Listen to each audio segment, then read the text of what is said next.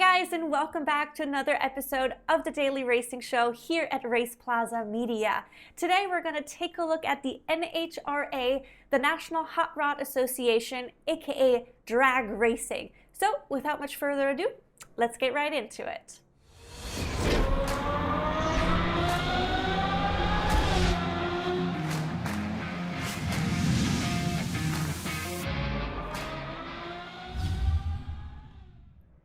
As per usual, when we cover a new type of racing or a new racing series, we will go over what, when, where, and everything else that we come across that might be of interest to you.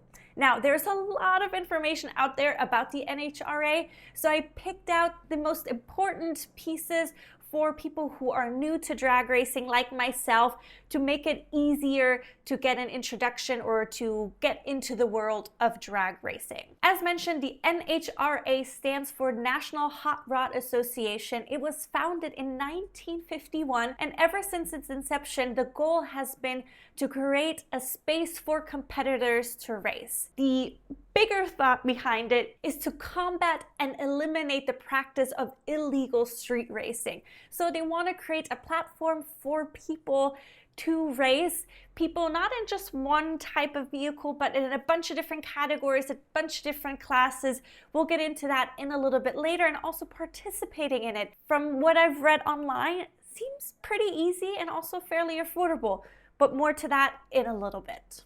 So let's talk a little bit more about the racing format and what drag racing is. So drag racing is an acceleration competition.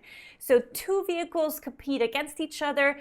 Whoever wins the race will move on in the tournament, and the loser won't, because it's an elimination style tournament. So over a typical racing weekend, we have Fridays and Saturdays are the qualifying rounds, where people have several opportunities to put down the best time in their races. And then on Sundays, we have the eliminations, which will then eventually determine the winner. Races are either typically 1/8 of a mile or 1/4 of a mile long, and they're all started by this electrical device called the Christmas tree. It's several sets of lights indicating what stage of the competition you're essentially on. So there's the pre-staging light, the staging light, and then of course the starting light. That's the Christmas tree, very, very much simplified. Each driver competing is of course timed, and both of the two lanes that are racing at the same time are timed individually. Once they leave the lights of the staging area, the time starts, and then once they cross the finish line, the elapsed time ends. And they also have a 66-foot speed trap measuring the speed and then of course the time of the race. Now let's talk about categories. So for example, in the NHRA World's Camping Drag Racing Series, there are over 200 classes participating, divided up into 15 categories. So those numbers should give you an idea how diverse the field is in vehicles. So let me tell you some of the top categories that are participating. Vehicles are placed in those different categories based on the vehicle type, the engine size, aerodynamics, the vehicle weight, and all types of modifications that are either allowed or not allowed in certain categories. So let me give you a couple of the categories that you would be seeing at a drag racing event. The top category is called Top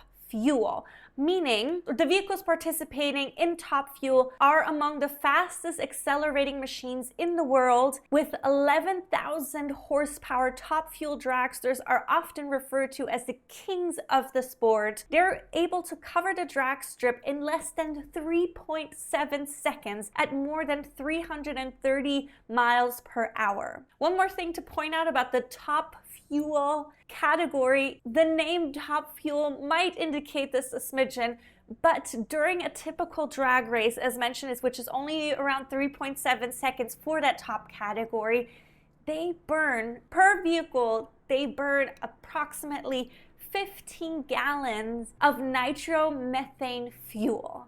So 15 gallons per race, which is a lot. Not only do we have the top fuel category, but there's also the funny car, pro stock motorcycle, top alcohol dragsters, top alcohol funny car, super comp, super gas, super street, and pro mod, which all feature a single class of vehicle in a heads-up competition. Additionally, we also have the comp, super stock, and stock, which are made of a variety of classes equalized by a handicapped starting system. So for example, in the comp category, you will probably see the most variety in one category itself, because you will have not only the traditional like dragsters, you have coupes, you have sedans, you have roadsters. So there's a big variety of vehicle. However, the NHRA has a very particular formula to calculate in which of the different classes a vehicle can participate in. So the comp category encompasses about 75 different classes. And finally, you also have the categories called top dragster and top sportsman. So not only do we see highly modified vehicles created solely for the purpose of drag racing, but we can also see street legal vehicles that you see on the road every single day at a drag racing event competing, which I think is really, really exciting. Where are NHRA races happening? So they're happening over 120 member tracks all across North America, across 7 different geographic regions. Of course, as we learned, the tracks are straight, either a quarter mile or an eighth of a mile races. However, the different tracks all over North America do vary based on, of course, weather, elevation, and time of the year changes how the different tracks, of course, are in their current condition. So not only does the NHRA have different types of series that stop all over the country, for example, the Mission Food Series has 24 stops in 21 cities over 10 months, but you don't only have to follow those big series. NHRA drag racing events are hosted on a regular basis at any of those 120 member tracks. So they have this very popular category called the street legal drag, where anybody can really drive up there and participate. To participate in those street legal events, you basically have to show up. Your car has to be in street legal conditions. You have to have a valid driver's license and insurance for the vehicle. So once you show up, you pay your participation fee. Then your car will be inspected to make sure you have proper working headlight, you have a safety belt, and a couple of different other things that they will check. But once the inspection is completed, you move on to the staging area where you just get in line to participate in the next race. How easy is that? And then if you do well enough, you would be eligible to become a member for the NHRA. If you race a quarter mile within 9 seconds or an eighth of a mile within 5 seconds, you will qualify to participate in more NHRA events, because then you'll be eligible to submit yourself for the NHRA license and you will receive a specific decal celebrating your success in the street legal drag racing. The great thing about those street legal events also is that you don't just race once. If you lose, it doesn't mean you have to go home immediately, because you can just go back around for more time trials or so-called grudge runs. During those grudge runs, you can also choose your own competition. You don't have to participate in an organized eliminator. Now, from a fan perspective, I also found out that with every ticket to a drag racing event, you automatically have access to the pit lanes, which is one of the most exciting things about it. So you can go, you can meet your favorite drivers, you can potentially get autographs and tickets, but you can also just watch and see how the crew is preparing the vehicle for the race, or post-race, you can see, for example, if there was some engine trouble, how they can fix it to make it work for the next race. There's lots of excitement going on, and it's definitely, from what I've read, the place you you want to be also during the race, not just watching the races and the eliminations, but also check out the pit lane because there's lots of action to be seen. And often people have the opportunity to ask and speak to not only the crew members, but also the drivers, which is really nice that there's such close fan interaction. So what can you get for participating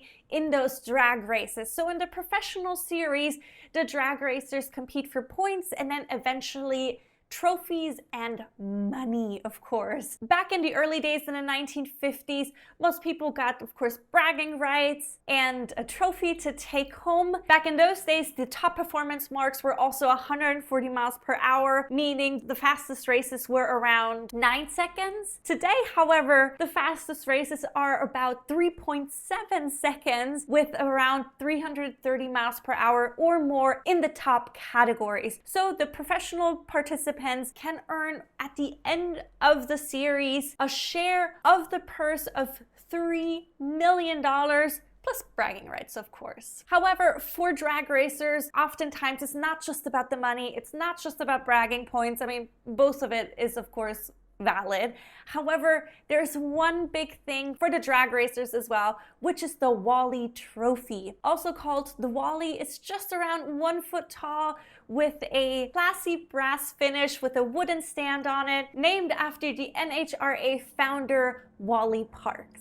As per usual, I also want to mention a couple of the notable drivers in the history of drag racing. One of the main names, of course, is John Force, who is a 16-time NHRA champion driver with a total of 155 wins under his belt. Also notable to mention is that in 2008, NHRA Drag Racing has received a Diversity in Motorsport award, which I thought was very curious. The NHRA received this at the 12th annual Urban Wheel Awards, and they claim their success or the reception of the award thanks to Tony Pedregon, who won 2 times the funny car competition. His brother Cruz also won the funny car competition twice. Then in 2007, we had our first African-American woman to win an NHRA event. In 2006, just the year before, J.R. Todd won 3 professional titles in drag racing, also an African-American driver. In 2012, Antron Brown won the Top Fuel Championship of the NHRA, making him the very first African-American man to win such a top category of racing in the United States. And lastly, I want to point out that in 2018, Courtney Force was the 100th woman to win an NHRA professional drag racing competition. So not only does the NHRA pride themselves in diversity of race and ethnicity, but also in gender. Now, with all this information, I'm sure you're just as excited as I am to check out drag racing if you haven't done so. So how can you watch it?